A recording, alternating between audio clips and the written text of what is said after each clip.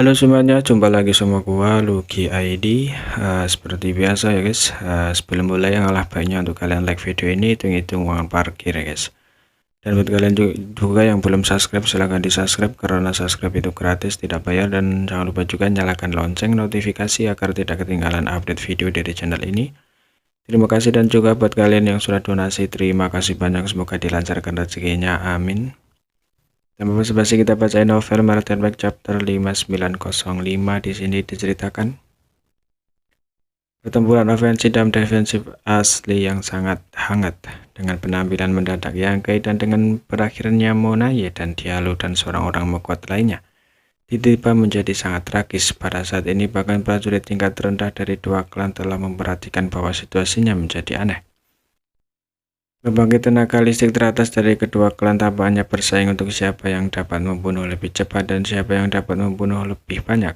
Di mana-mana di medan perang Tuan Semu Pesodolorotmo peringkat ke-8 klan manusia telah menghilang satu demi satu. Dalam hal efisiensi membunuh musuh sendirian tidak diragukan lagi bahwa orang-orang tinta bahkan lebih baik.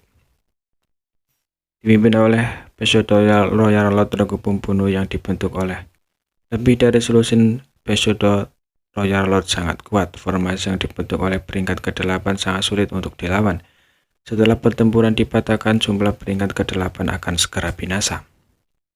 Dan bahkan jika kecepatan yang lebih cepat, dia hanya bisa menangani lebih banyak 3 Pesodolorot sekaligus.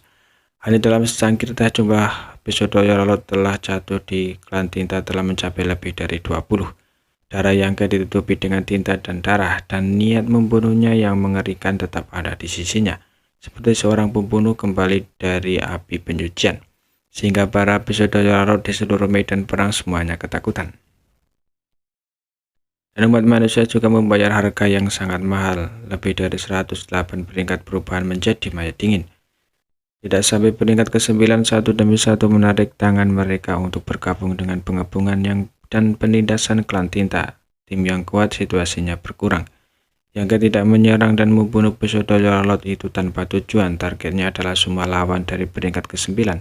Dengan bantuan kekuatan supernatural lurah angkasa, dia berkeliling medan perang dan bekerja sama dengan peringkat ke-9. Ras manusia lawan diselesaikan satu persatu. Ketika peringkat ke-9 berakhir muncul di udara, kekuatan tempur teratas dari ras manusia telah membentuk pengepungan terhadap tim kuat keluargamu ini.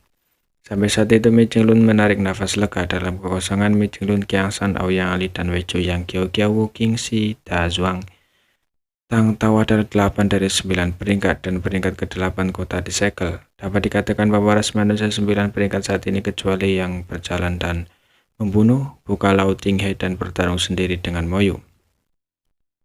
Dan Yang Gue Wukuang yang menjauh dari Zhujian Great Forbidden berkumpul bersama. Ini adalah fondasi yang dikumpulkan oleh ras manusia selama ribuan tahun. Itu tidak terlalu kuat, ini jauh lebih buruk daripada ketika ras manusia berada di puncaknya. Tetapi ini adalah tanda dan harapan untuk pembangkit ras manusia. Pertempuran sengit tidak tahu kapan harus berhenti. Ke-8 peringkat ke-9 mendesaki masing-masing untuk menutup kekosongan, memastikan bahwa dimanapun mereka menerobos, ras tinta tidak akan menghadapi pukulan seperti badai, tetapi mereka tidak melakukannya. Mereka tentang masalah ini, dan jawaban yang dia terima adalah bahwa semua ras batu kecil telah dikultivasikan oleh kekuatan Yin dan Yang. Misalnya ras batu matahari telah dibuat oleh kakak Huang, sedangkan ras batu bulan telah dibuat oleh kakak Alan. Seperti kata pepatah, yang soliter tidak melahirkan. Yin yang soliter tidak melahirkan. Kedua anggota ras batu kecil yang telah dikultivasikan menggunakan kekuatan mereka sendiri untuk memiliki kelemahan besar, jadi tidak mungkin bagi mereka untuk tumbuh di tingkat orde ke-9.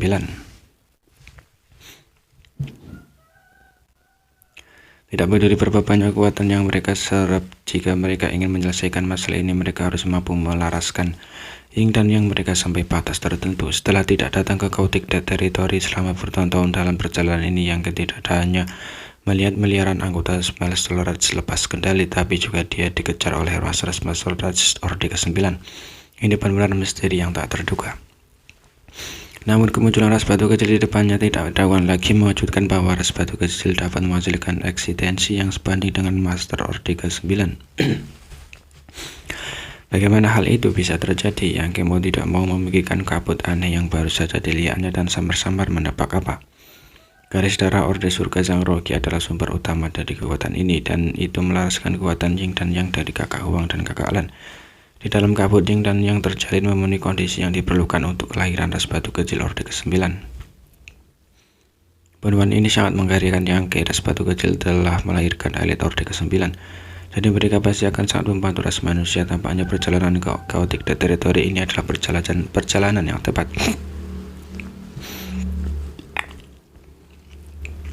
Namun percerdasan ras batu kecil ini tidak terlalu rendah, sehingga Yangke tidak bisa membalas bahkan setelah menerima rentatan pukulan darinya, menyebabkan situasi menjadi agak canggung. Bagus, kuman Yangke pelan. Karena kecerdasan ras batu kecil ini rendah, mereka hanya tahu cara menggunakan tinju mereka. Meskipun mereka memiliki kekuatan dan kecepatan sebanding dengan Master Orde ke-9, mereka tidak memiliki kekuatan yang sesuai, jika tidak akan sangat merepotkan untuk berurusan dengan mereka. Saat pikiran ini melintas di benaknya, anggota ras batu kecil yang mengejarnya tiba-tiba berhenti, dan segera setelah itu dia melakukan sesuatu yang sangat mengejutkan Yangke.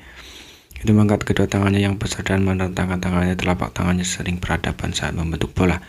Pada saat berikutnya, kedua matanya tiba-tiba berubah menjadi dua warna berbeda, satu kuning dan lainnya biru.